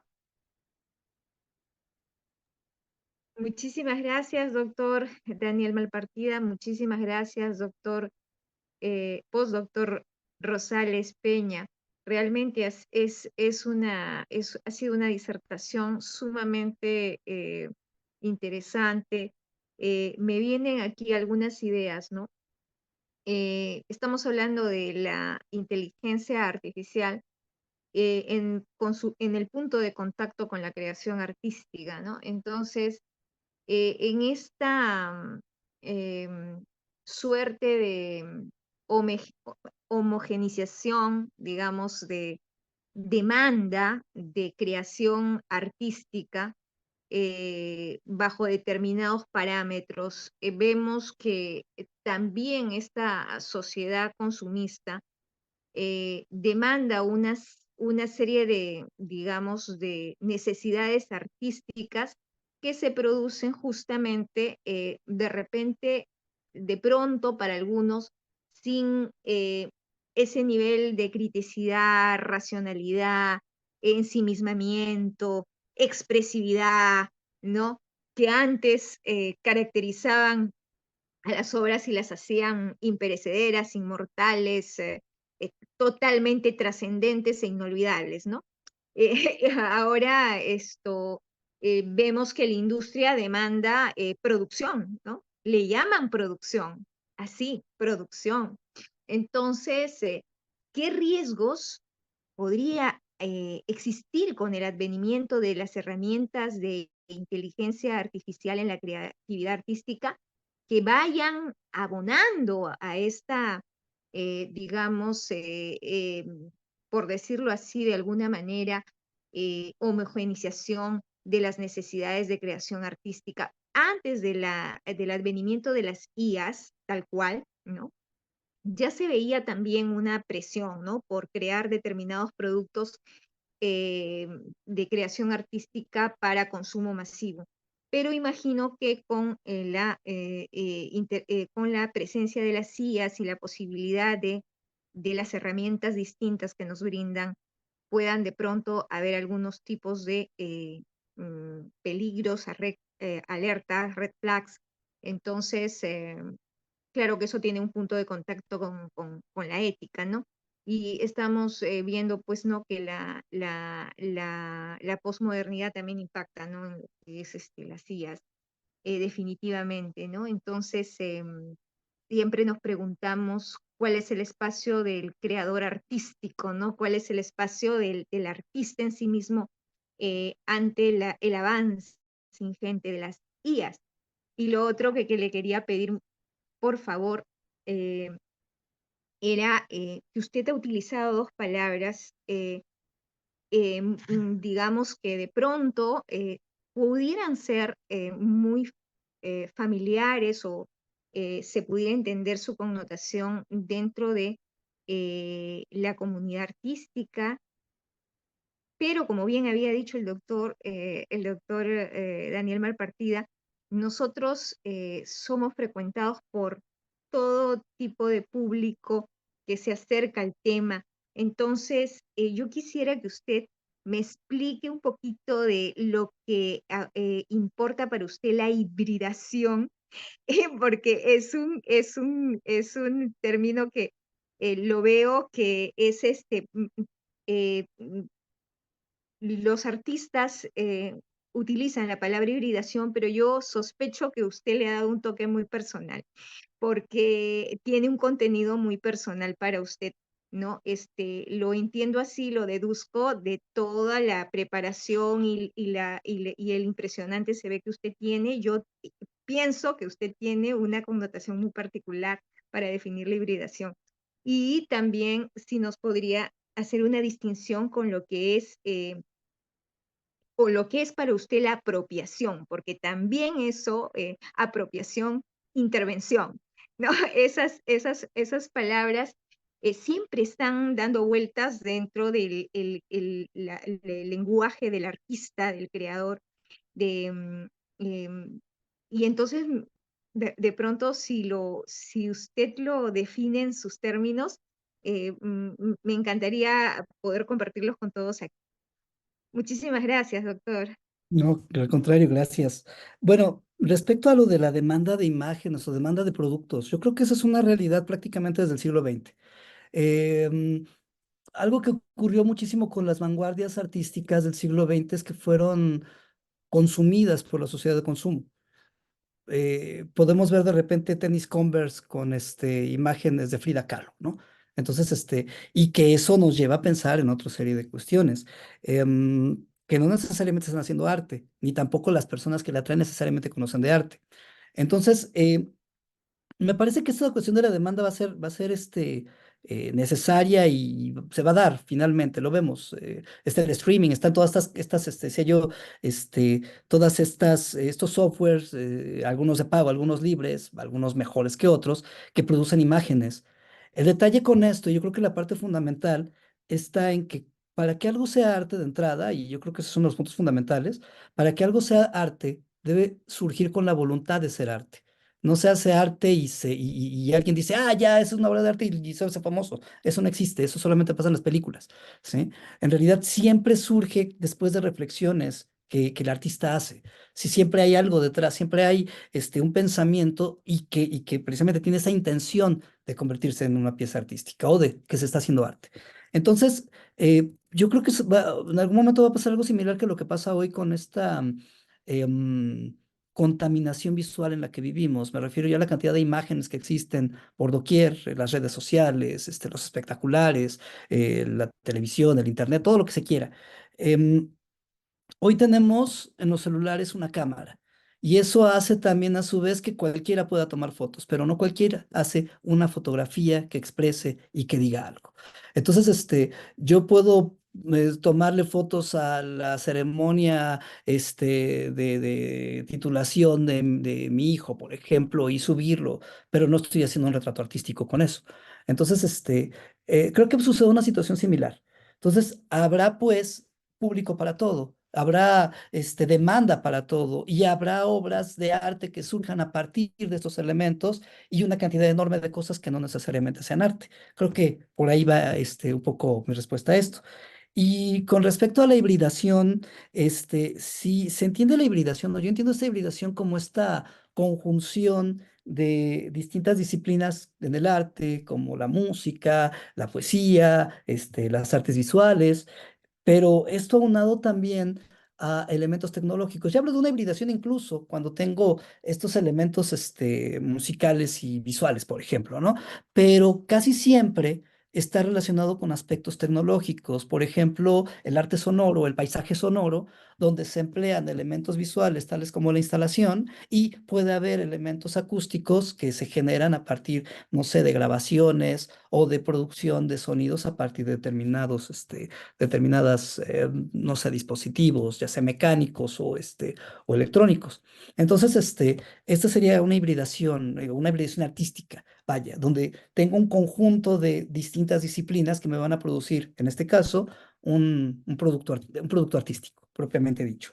Y respecto a lo que es la apropiación es muy de la posmodernidad, ¿sí? Justamente. Es lo que hice ahorita, la pieza que mostraba. Y de hecho, hasta si me voy incluso ni siquiera la posmodernidad, uno de los primeros apropiacionistas de la historia es Duchamp, quien agarra una imagen de la Mona Lisa y agarra la Mona Lisa con toda la intención, agarra una imagen de la Mona Lisa y le pone bigotes y barba, ¿sí? Y y la pieza en español se llama Ella tiene el culo caliente, que no tiene nada que ver con la Mona Lisa, ¿sí? Pero en realidad es El H E Q Shot, así es en francés. Entonces, que nada más son las puras, las puras letras, ¿no? L, H, Q, Q, algo así. La cosa con esto es que toma esta imagen y está reflexionando justamente sobre la imagen, no sobre la Mona Lisa.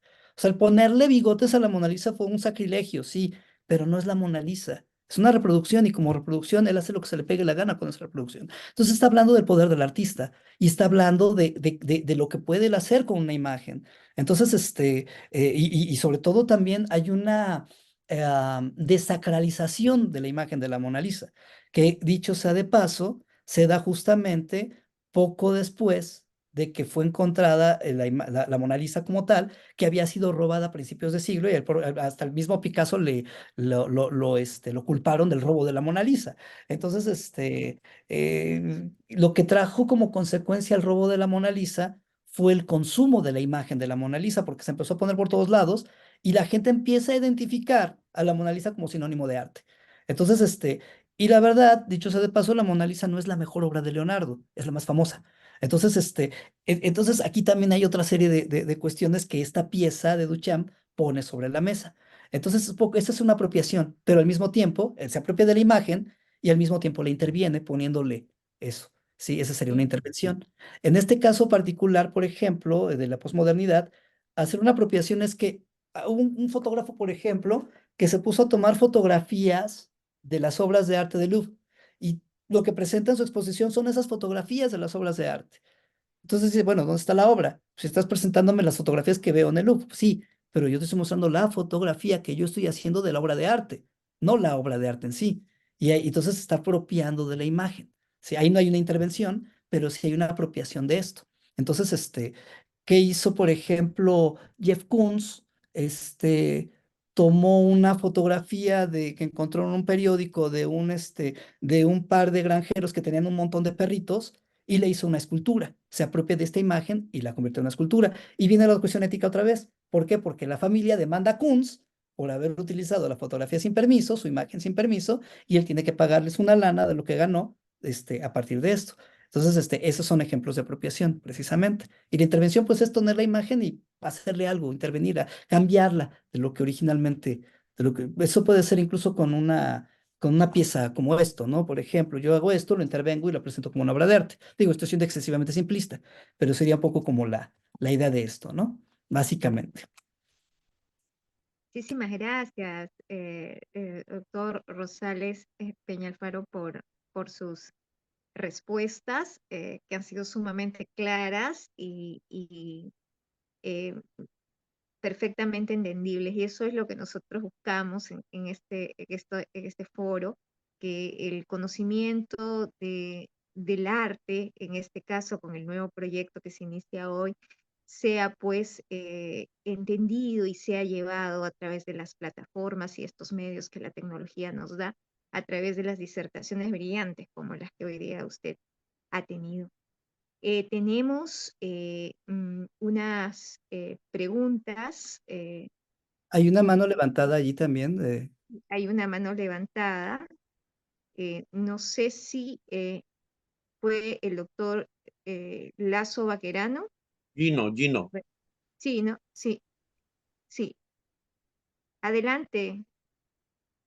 Adelante, Gino Lazo Muy bien, Vaquerano. muy bien. Muy bien, buenas noches. Buenas noches. Saludar al doctor Alejandro Rosales y también a todos los presentes a esta clase o a este foro que realmente nos ha ilustrado el doctor de una manera muy didáctica, ilustrativa y también con un fondo profundo de lo que es la IA con relación al arte, ¿no? Bien, él había mencionado al doctor que, bueno, su charla ha estado basado precisamente en grandes artistas como, pues, ya se conoce, ¿no? Leonardo da Vinci, Miguel Ángel, Rafael, pero también hay que mencionar a otros ilustres pintores que son, digamos, el punto de partida de lo que es el arte, ¿no? Por ejemplo, tenemos a grandes artistas como Picasso. Bueno, se menciona un poco de él. También tenemos por ejemplo, acá en Perú tenemos a varios artistas dentro de la pintura.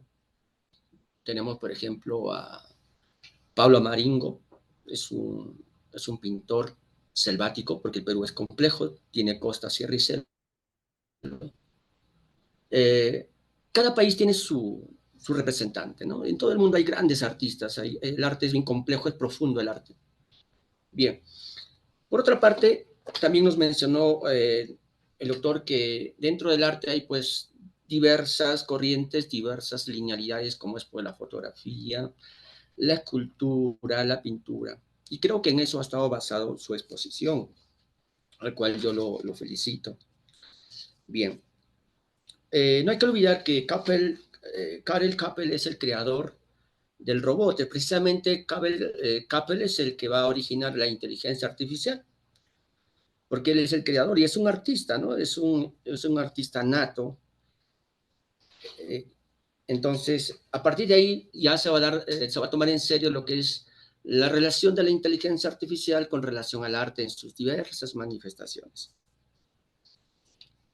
En realidad, la inteligencia artificial, desde mi punto de vista, es fascinante, es interesante, es maravilloso, porque nos aporta para que cualquier artista que seamos lo apliquemos para reflejar una expresión artística.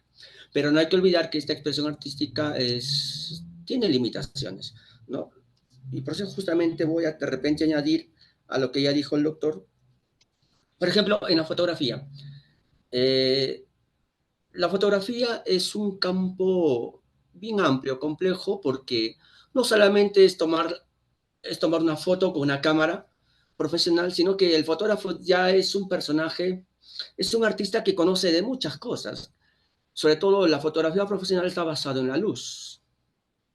El verdadero fotógrafo, el fotógrafo profesional, es aquel personaje que conoce a profundidad la luz, porque en esencia la fotografía es el arte de la luz. Entonces, el fotógrafo no solamente tiene que manejar la cámara profesional, conocer la cámara, sino que tiene que conocer profundamente el dominio de la luz para plasmar una obra de arte en sí y para que esto pueda ser admirada, ¿no?, por las personas. Entonces, el fotógrafo no solamente tiene que conocer de conceptos de dibujo, de pintura, de escultura, de arquitectura, de espacio, de composiciones, etcétera, etcétera, sino que tiene que tener, lo más importante que un fotógrafo debe tener es la sensibilidad, la espontaneidad y lo natural. Estas tres últimas palabras que he mencionado, que es la espontaneidad, la naturaleza y la sensibilidad, es algo que no tiene la inteligencia artificial. Por eso el doctor decía al inicio de la exposición que la inteligencia artificial todavía está en pañales, y es cierto. Hay muchas cosas que tenemos que superar en este aspecto. Bien. Voy a mencionar algunas limitaciones que tiene, por ejemplo, la inteligencia artificial con respecto a las artes. Por ejemplo, una de las limitaciones es de que no tiene intenciones de motivaciones. O sea, la inteligencia artificial no está motivado para crear una obra de arte. En ese aspecto es una limitación que carece. Otro aspecto de la limitación es de que carece de experiencias personales. Otro tercer punto es de que no tiene contenido profundo, lo que sí tiene el artista. Otro punto que carece la inteligencia artificial con relación al arte es de que no tiene espontaneidad, lo que ya mencioné, y también carece de sensibilidad. Y finalmente, la IA no puede interpretar las emociones, lo que sí hace un artista, ¿no? Ese es un punto central, puede decir, ese es el punto de quiebre o ese es el punto más importante en el cual la IA, la inteligencia artificial, carece de esto. Es decir, es el núcleo, es la médula, ¿no?, el cual pues la IA tiene que superar y de repente va a tardar muchos años para superar las emociones, ¿no?, que carece. Entonces, el artista sí lo tiene, ¿no?, porque el artista es emotivo, tiene que capturar, por ejemplo, cuando toma una foto, tiene que capturar pues, las emociones, ¿no?, del personaje o de los personajes que están en un esquema, en un dibujo. Muy bien, ante este comentario, ya para finalizar, entonces, en resumen, puedo decir, ya sea el fotógrafo, ya sea el escultor, el pintor, el músico, ¿no?,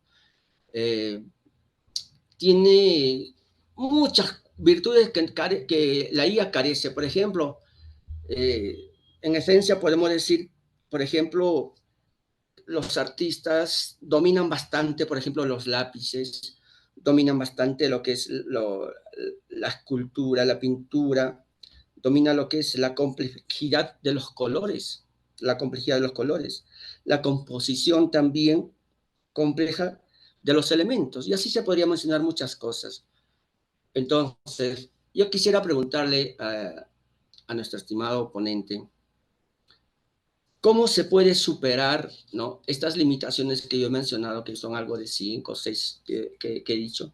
¿Cómo se podría superar estas limitaciones que carece pues, la inteligencia artificial con respecto al arte? Eso es todo, y gracias por haberme escuchado. No, gracias y muy interesante lo que comenta. Bueno, sobre todo, yo partiría de un detalle fundamental. Cuando hablamos de arte, hablamos de una actividad humana. Es decir, de entrada es algo que hacen los seres humanos para otros seres humanos, ¿sí? Todavía no ha surgido la idea de una cosa que haga una máquina para los seres humanos porque se entenderá como otra cosa. Pero independientemente de esto, también hay que plantear otra cosa. El arte parte de un sistema, de un sistema de símbolos, de contenido simbólico. Y ese contenido simbólico es interpretado por las sociedades que lo producen. ¿Qué quiere decir esto? Si somos excesivamente estrictos, una obra de arte por sí misma, una imagen, incluso una crucifixión si quieren, una imagen de un dios inca, por ejemplo, no sé, lo que sea, en sí mismo carece de significado en tanto el grupo que produce esa imagen no le dé ese significado, ¿sí? Entonces, vemos una última cena y si somos musulmanes, le vamos a dar un significado muy distinto al que le daría un católico, por ejemplo, o dentro del cristianismo. Entonces, esta parte me parece fundamental porque al final del día, yo partía justamente y comencé con eso. La inteligencia artificial es una herramienta y como herramienta entonces es como se tendrá que plantear. Habrá que ver después si empezamos a ver arte robótico y que ahí sí tenga esa intención de que se generen este tipo de cuestiones. Pero al final del día, me parece que es un poco lo que ocurre, por ejemplo, si un elefante se le enseña a trazar. Sí, el elefante lo hace por condicionamiento. Entonces hace una línea o pinta un color y se le da un cacahuate y el elefante es feliz. Pero el elefante no va a tener la voluntad justamente de pintar por moto propio. No va a decir, ay, quiero hacer una pintura sobre la extinción del elefante por culpa del ser humano. Y no lo va a hacer, ¿sí? Entonces, ¿podría una pintura de un elefante considerarse arte? Sí, siempre y cuando haya este sistema de legitimación de alguien diga, pero tuvo que haber esta parte humana que interpreta esto como tal, ¿sí? Entonces, me parece eso importante, em, creo que es como dotarle de conciencia algo que por lo menos ahorita todavía no lo tiene. Y quién sabe si lo tenga. En algún momento probablemente sí. En algún reportaje que veía hace algún tiempo, alguien decía justamente esto. O sea, para que las inteligencias artificiales empiecen a generar conciencia, falta mucho. Ahorita todavía no. A lo mejor después. No quiere decir que no vaya a pasar, porque sí puede llegar a suceder. Pero el punto es que hasta ese momento, pues ya hablaremos de otra cosa. Por lo pronto, no podemos perder de vista que el arte es esto, es una construcción humana y como construcción, que lo haga una inteligencia artificial o un gato, será justamente a partir de la mirada humana que le demos esa interpretación y le asignemos ese valor de arte, de espontaneidad, de contenido o de sensibilidad, porque está en función justamente de quién recibe esta imagen, ¿no? Del receptor. El arte comunica y como tal, entonces, es justamente el receptor el que le otorga estos valores a lo que observa. Me parece que va por ahí la cuestión. Doctora, Muchísimas, sí, muchísimas gracias, doctor Rosales, por su respuesta para nuestras preguntas. Siempre usted muy puntual y muy didáctico en las respuestas y le agradecemos muchísimo porque eso abona increíblemente a entender, comprender cada una de las cosas que aquí se dice. Doctor Daniel Malpartida Victorio, le doy el paso. sí, porque en el chat han escrito, Perfecto. ya yo advertía desde la primera vez que estamos frente a un especialista, él y su hermano, no es nada nuevo, su hermano también es brillante, brillante, brillante. Les invito, revisen en el canal la ponencia de su hermano, identifiquen por los apellidos. Su hermano también hizo una ponencia muy, muy brillante. Él trabaja en esto toda una vida. Cuando le invité por la ponencia, su hermano me dijo, ¿qué quieres que te hable de inteligencia artificial? Estoy casi 20 años de mi vida en este mundo, Daniel. Hay que reconocer, estamos hablando de este primer ciclo del arte y la inteligencia artificial, y yo diría, así como el doctor Cuauhcín acuñando ciertas categorías y ciertos constructos al mejor estilo popperiano, estaríamos hablando de una binarización.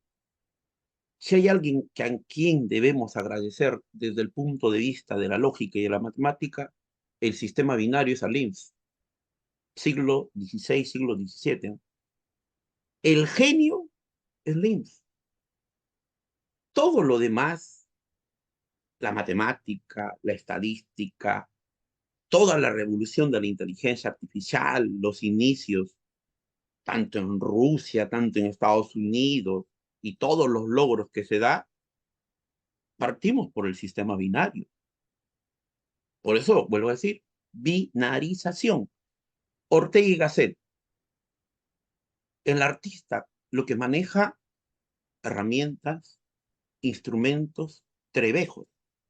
Estamos hablando de la parte técnica, de la parte... Ahí yo me voy ahora, ahí me voy. El que dibuja, el que hace uso de estas herramientas, de estos instrumentos, de estos trebejos, es el hombre, es el ser humano. La pregunta, porque no solamente a la exposición del maestro, cuando uno lee todo lo que te cultivas, cursos, seminarios, simposios, talleres, buen y mal, todo lo que hay, dice, la máquina dibuja, la inteligencia artificial dibuja. Ahí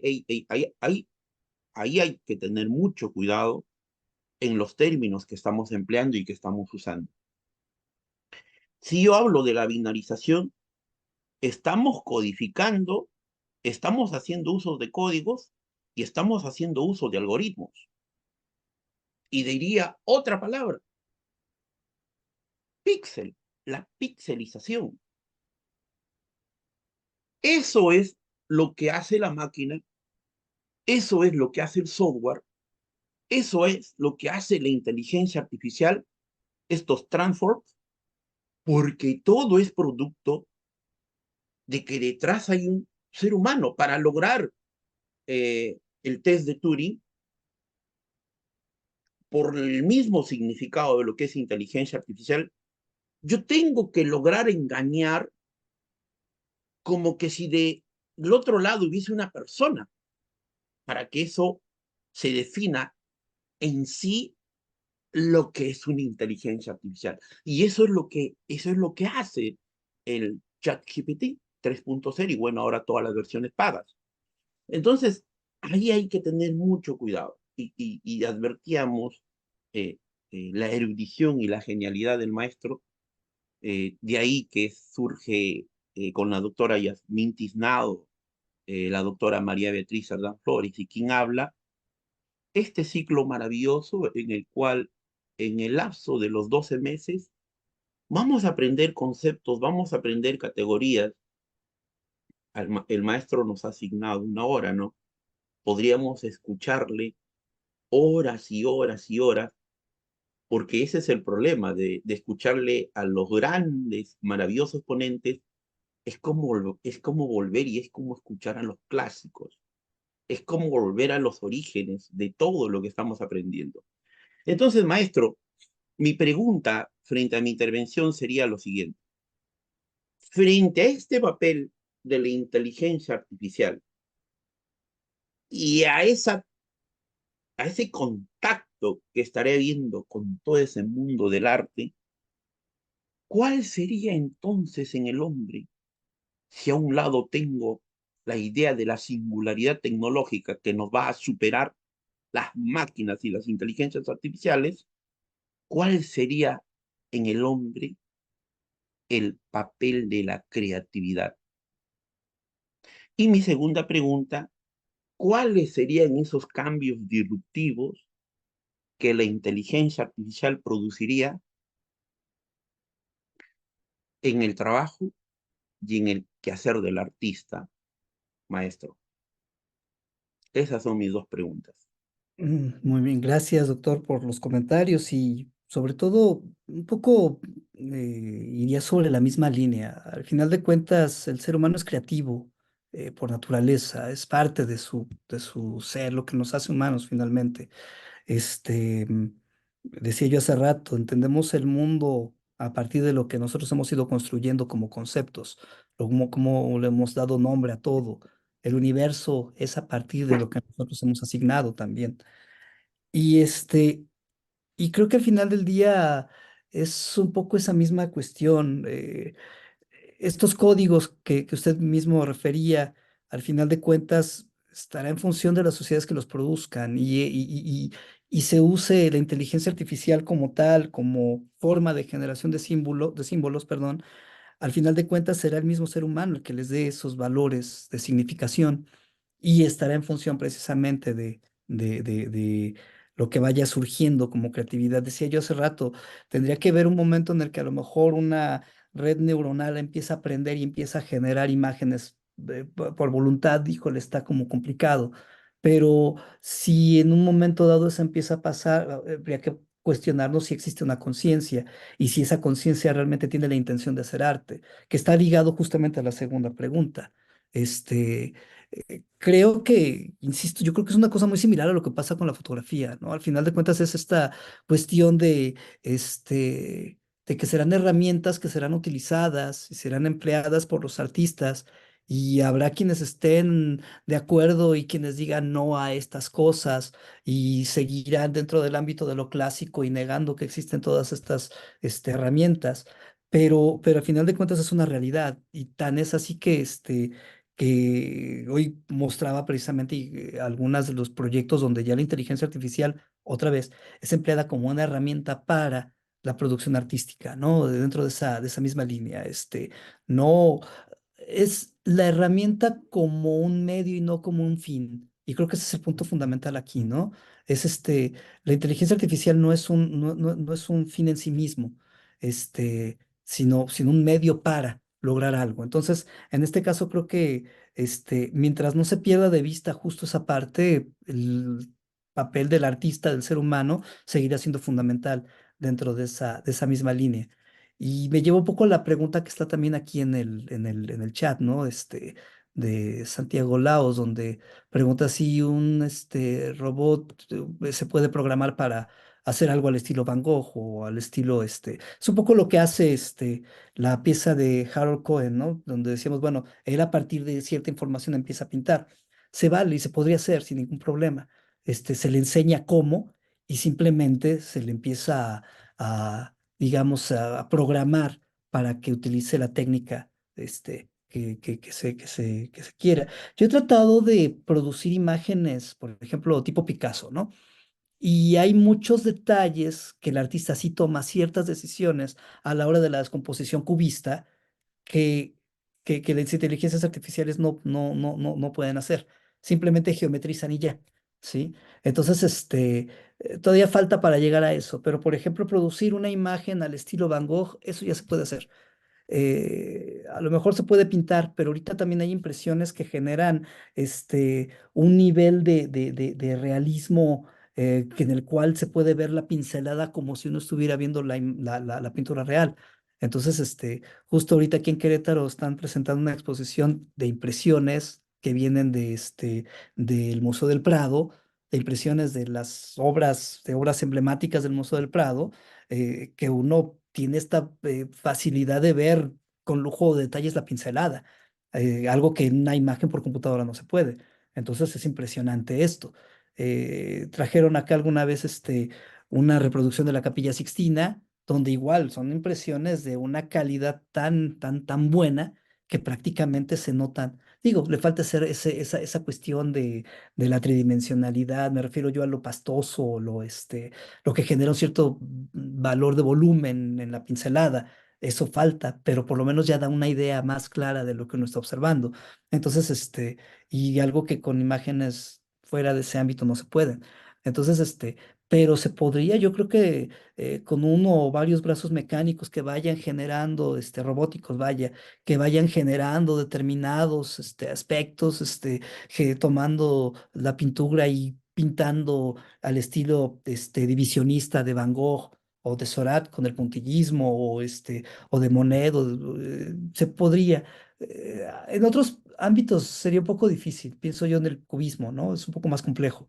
Entonces allí habría que pensar hasta dónde vienen nuestras limitaciones, sé yo, de las decisiones que toma el artista a la hora de descomponer una imagen y convertirla en una imagen cubista. También dependerá a lo mejor de un cubismo hermético, bueno, de un cubismo analítico a un cubismo sintético, pues ahí podría ser una diferencia, ¿sí? Pero el cubismo analítico es que por más que uno lo ve, no sabe qué diablos está viendo.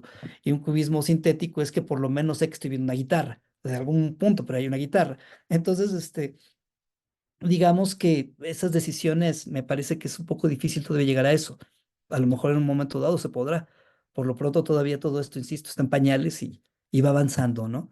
Entonces, pero yo creo que más que pintar al estilo de, lo interesante es justo lo que se puede hacer en este ámbito creativo, como propuestas artísticas que generen debates sobre el mismo uso de la inteligencia artificial, que es mucho lo que estamos viendo aquí.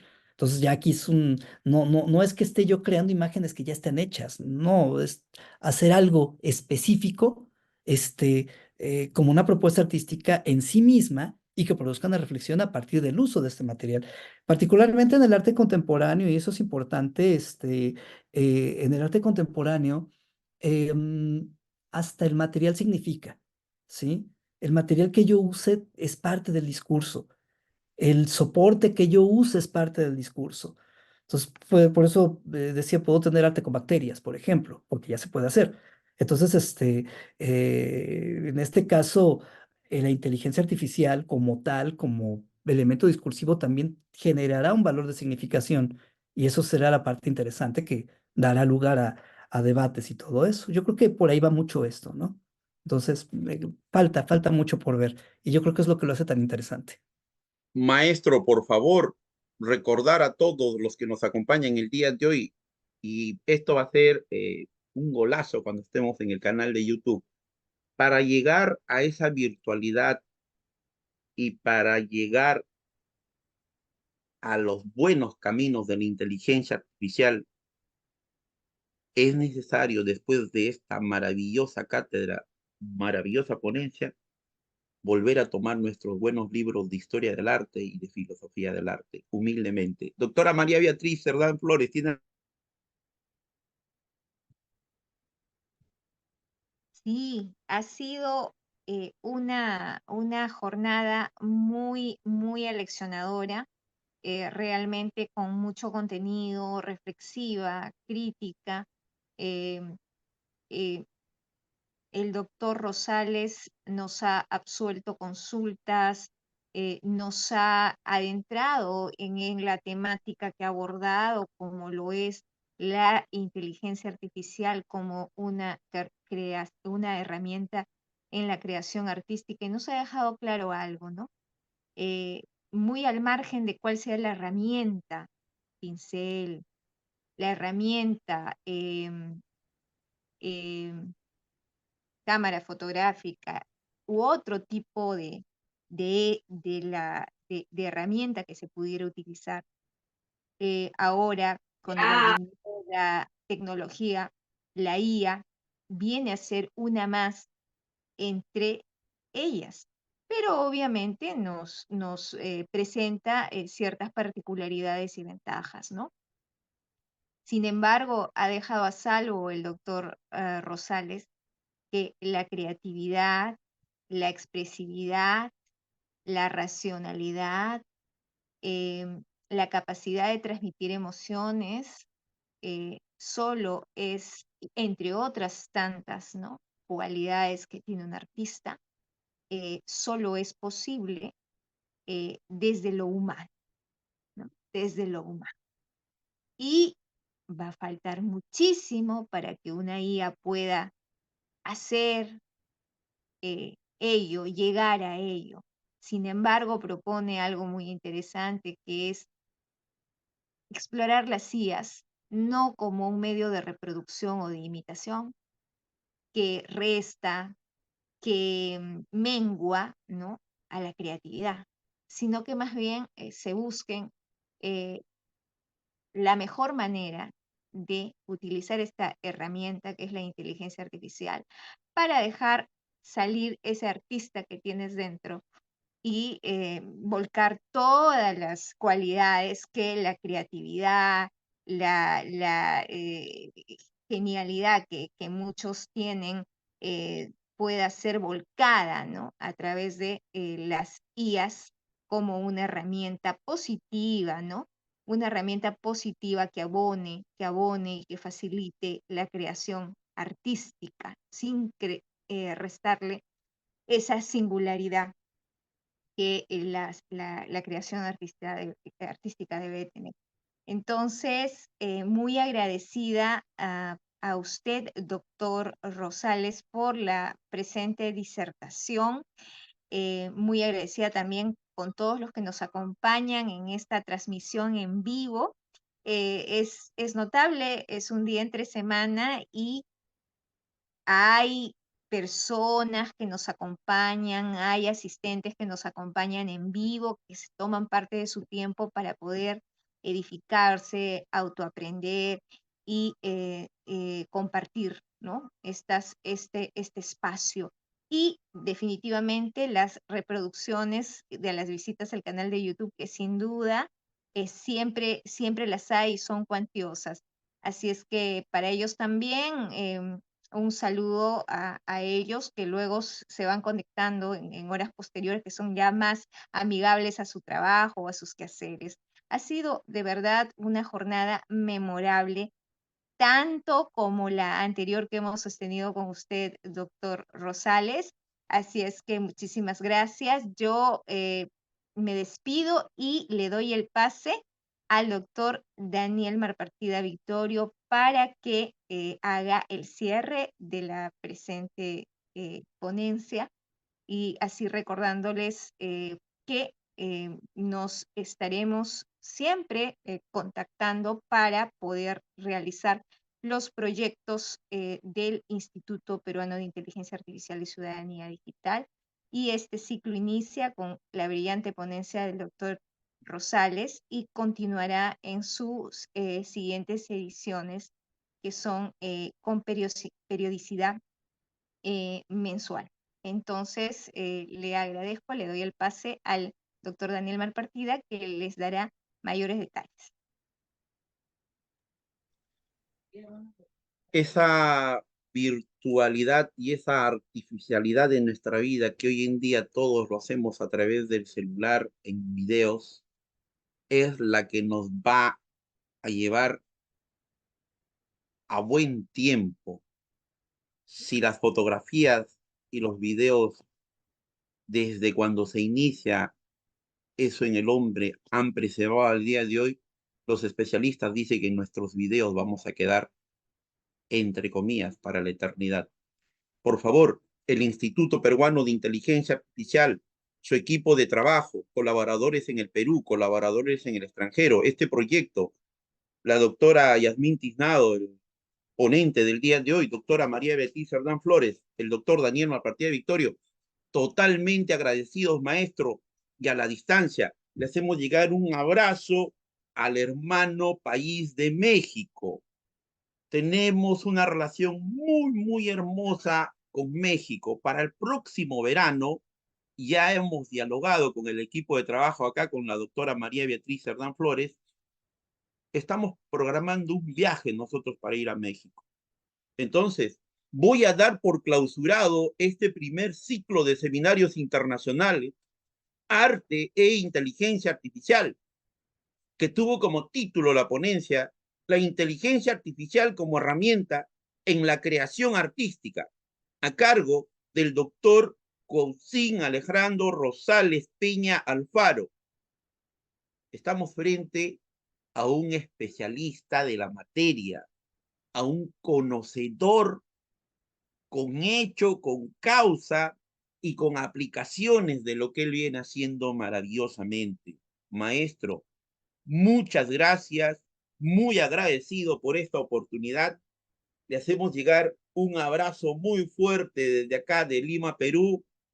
Va a haber alguna oportunidad en la vida en que podamos estar a nivel del equipo, poderle visitar, maestro, y darnos un encuentro tanto con usted y con su hermano. A todos los que nos acompañan, muchas gracias. Muchas gracias. Les hacemos llegar un saludo cordial. Quedamos entonces para nuestra próxima presentación. Va a estar a cargo de la doctora Yasmín Tiznado. Ya lo advertía el maestro, ella acaba de publicar también recientemente un libro en todos estos tópicos. Muchas gracias, maestro, muy agradecido. Saludos para todos.